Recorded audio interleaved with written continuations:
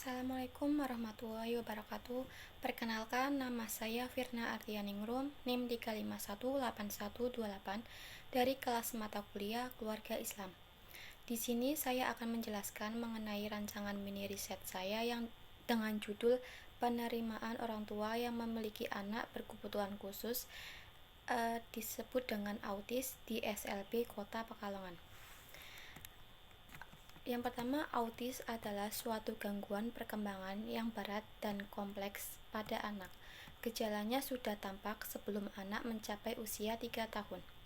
Perkembangan mereka menjadi terganggu, terutama yang menyangkut komunikasi, interaksi sosial, dan aktivitas imajinasi. Anak-anak yang terkena gangguan autis akan kesulitan untuk melakukan kontak mata dengan orang lain dan tidak mampu mengungkapkan apa yang ada dalam pikirannya melalui bahasa verbal. Kemudian ada apa saja proses adaptasi orang tua anak autis. Yang pertama ada kondisi efektif awal diagnosa.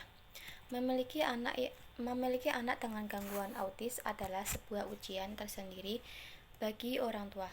Berdasarkan karakteristik dan permasalahan yang dihadapi oleh anak autis, dapat dibayangkan bahwa pekerjaan sebagai orang tua dalam merawat dan mendidik anak mereka yang mempunyai kebutuhan khusus seperti autis tidaklah mudah.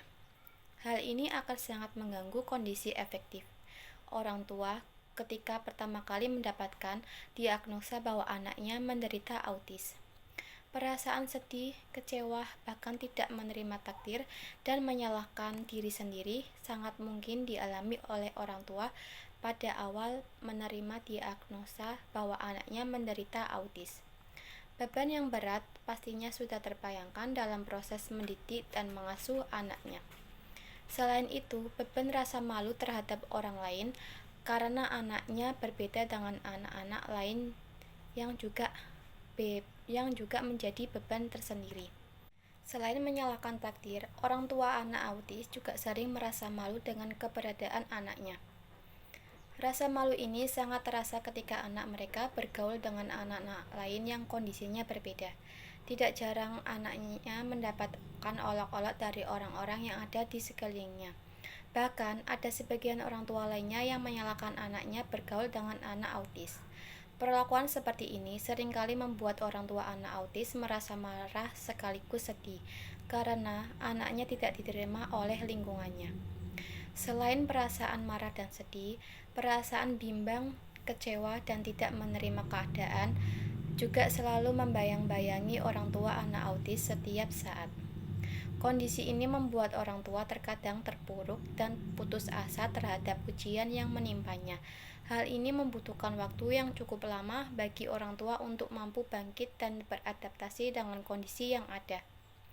Akan tetapi, seiring dengan adanya proses berpikir dan beradaptasi dengan kondisi yang ada, akhirnya orang tua anak autis menyadari bahwa mencari solusi untuk kesembuhan anaknya lebih baik daripada hanya memikirkan beban mental yang diemban. Yang kedua ada semangat mencari solusi.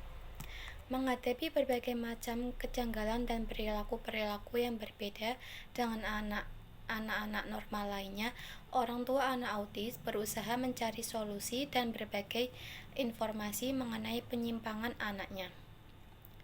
Berbagai upaya tersebut diceritakan oleh orang tua anak autis. Selain pergi ke berbagai dokter, orang tua juga berupaya mencari solusi lainnya, yaitu dengan membaca berbagai literatur yang berkaitan dengan penyimpangan perkembangan anaknya.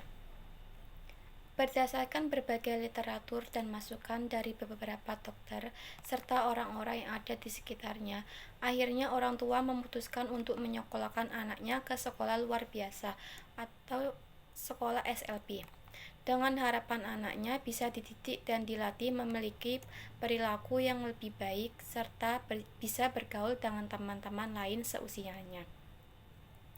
Solusi ini dipilih karena di sekolah luar biasa keberadaan anaknya akan lebih bisa diterima dan ditangani oleh guru-guru yang memang sudah berpengalaman. Di sisi lain, di sekolah luar biasa, kemungkinan orang tua akan mendapati anak-anak lainnya yang juga memiliki kekurangan sehingga mereka tidak merasa minder dengan keberadaan anaknya. Yang ketiga ada dukungan sosial. Dalam proses penyesuaian dan pencarian solusi, bagi anak autis, orang tua sangat membutuhkan dukungan dari orang-orang yang ada di sekitarnya. Dukungan sosial ini sangat berarti bagi orang tua anak autis, karena beratnya beban yang harus mereka tanggung. Orang tua anak autis menceritakan bahwa dukungan dari berbagai pihak ini juga dapat membantu mereka untuk tetap kuat dalam menerima cobaan. Meskipun memang kekuatan dari dalam dirilah yang lebih dominan membuat mereka bisa bertahan. Dukungan sosial ini datangnya bisa dari keluarga, saudara, tetangga, atau siapapun yang berada di sekitar orang tua anak autis ini. Dengan adanya dukungan sosial ini, orang tua anak autis tidak merasa sendiri dalam menanggung beban sehingga mereka akan lebih cepat kembali pulih pada kondisi semula dan lebih kuat menghadapi berbagai macam cobaan. Berdasarkan beberapa penuturan di atas, menandakan bahwa dukungan sosial sangatlah penting bagi orang tua yang memiliki anak dengan gangguan autis. Hal ini dapat membuat mereka segera bangkit dan keterpurukan dan ketidakberdayaan menuju kondisi yang lebih stabil dan menerima secara lapang dada semua ujian yang menimpa. Yang kemudian ada poin B, proses pemaknaan orang tua anak autis. Menjalani peran orang tua anak yang mengalami gangguan autis memanglah sangat berat.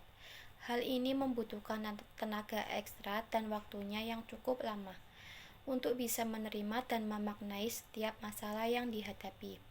Selain butuh waktu yang lama, orang tua anak autis juga harus memiliki kendali diri yang kuat untuk menghadapi berbagai permasalahan yang muncul, baik masalahnya itu berkaitan dengan perilaku yang menyimpang anaknya maupun perilaku orang-orang yang ada di sekitarnya. Perasaan jengkel dan marah sering muncul ketika perilaku anaknya tidak sesuai dengan apa yang diharapkan. Namun, kesadaran bahwa anaknya adalah anak yang istimewa dan berbeda dengan anak-anak lainnya membuat orang tua anak autis lebih memilih untuk bersikap sabar. Pengambilan keputusan untuk bersikap sabar juga sangat dipengaruhi oleh kondisi spiritual orang tua. Pengetahuan dan pengamalan ibadah yang selama ini dijalani membuat orang tua anak autis menyadari bahwa semua permasalahan yang mereka hadapi adalah sebuah ujian dan takdir dari Tuhan yang harus mereka jalani, dan mereka yakini bahwa tidak mungkin Allah memberikan ujian di luar kekuatan hambanya. Kondisi spiritual ini juga berpengaruh pada munculnya rasa syukur pada Tuhan atas perkembangan yang dialami oleh anaknya. Perilaku apapun yang muncul pada anaknya saat ini sudah bisa diterima dengan lapang dada, dan orang tua merasa senang bahkan terhadap perilaku anaknya yang mulai ada perubahan meskipun hanya sedikit.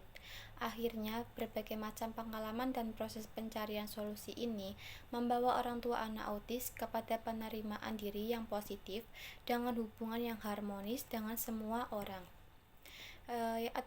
Yang ketiga ada poin C, yaitu dinamika resiliensi orang tua anak autis. Berdasarkan aspek-aspek resiliensi yang dikemukakan oleh Connor dan Davidson, dan berdasarkan data-data hasil penelitian menyatakan bahwa orang tua anak autis di SLB YRI Pekalongan memiliki daya resiliensi dalam menghadapi berbagai permasalahan yang berkaitan dengan penyimpangan perkembangan yang dialami anaknya.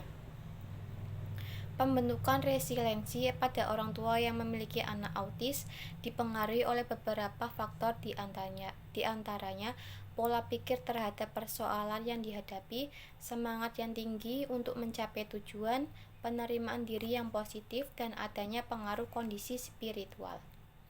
Kondisi kognitif orang tua anak autis pada saat awal menerima diagnosa bahwa anaknya mengalami gangguan autis sangat terganggu. Mereka merasa bingung harus berbuat apa dan bagaimana cara menyembuhkan anaknya. Mereka juga berpikir kalau penyimpangan yang dialami anaknya adalah kesalahan mereka. Hal ini jugalah yang membuat pikiran orang tua semakin tidak menentu. Seiring dengan proses perenungan dan adaptasi terhadap berbagai persoalan, akhirnya orang tua anak autis menyadari bahwa tidak ada gunanya mereka menyalahkan diri mereka sendiri, dan pikiran ini membuat mereka lebih terpuruk dan tidak berdaya. Seiring dengan berjalannya waktu, mereka mampu beradaptasi dan memaknai setiap persoalan yang muncul berkaitan dengan gangguan yang dialami anaknya. Pola pikir yang positif inilah yang mampu membangkitkan motivasi orang tua untuk senantiasa berusaha mencari solusi bagi anaknya. Dari sisi afektif, tidak mudah bagi orang tua untuk menghadapi kenyataan bahwa anak mereka mengalami gangguan autis. Perasaan kecewa dan tidak percaya akan semua kenyataan selalu muncul dalam diri orang tua. Karena harapan orang tua sebelum anaknya lahir adalah ingin memiliki anak yang sempurna, baik secara fisik maupun psikis. Perasaan kecewa yang juga muncul karena melihat perkembangan anaknya yang tidak sama seperti anak-anak normal lainnya. Awalnya orang tua akan bingung karena orang tua tidak memiliki pemahaman tentang autis. Kurangnya pemahaman ini menyebabkan orang tua tidak tahu bagaimana mencari solusi untuk menangani permasalahan yang dihadapi anaknya. Seiring berjalannya waktu, orang tua anak autis berusaha beradaptasi dengan kondisi yang ada. Mereka menyadari bahwa hanya dengan meratapi nasib saja kondisi anaknya tidak akan berubah. Berdasarkan hasil penelitian Lupis 2009 bahwa kemampuan beradaptasi orang tua anak autis pada umumnya adalah termasuk pada kategori tinggi. Dari 20 orang tua anak autis, sekitar 51,3%. Begitu juga dengan orang tua anak autis di Pekalongan. Berdasarkan hasil wawancara mendalam dengan orang tua anak autis, mereka saat ini telah mampu beradaptasi terhadap setiap persoalan yang muncul. Mereka juga tidak malu lagi untuk menceritakan perihal anaknya ke orang lain. Komunikasi dan interaksi dengan orang lain mulai lancar. Hal ini dipengaruhi oleh penerimaan diri yang positif serta kuatnya kontrol diri terhadap pengaruh-pengaruh stres. Selain itu, dukungan sosial dan kondisi spiritual juga memberikan dampak yang bagus terhadap resiliensi orang tua anak autis. Mereka saat ini telah mampu kembali pada kondisi seperti semula. Mereka juga sudah bisa menjalani aktivitas seperti sedia kala. Mengacu pada aspek-aspek resiliensi Connor Davidson 2003, ini individu-individu yang memiliki kompetensi pribadi memiliki kekuatan pada pengaruh stres, penerimaan diri yang positif, kontrol diri, serta kondisi spiritual yang bagus adalah termasuk kategori individu yang memiliki resiliensi. Sekian dari paparan dari saya. Terima kasih. Wassalamualaikum warahmatullahi wabarakatuh.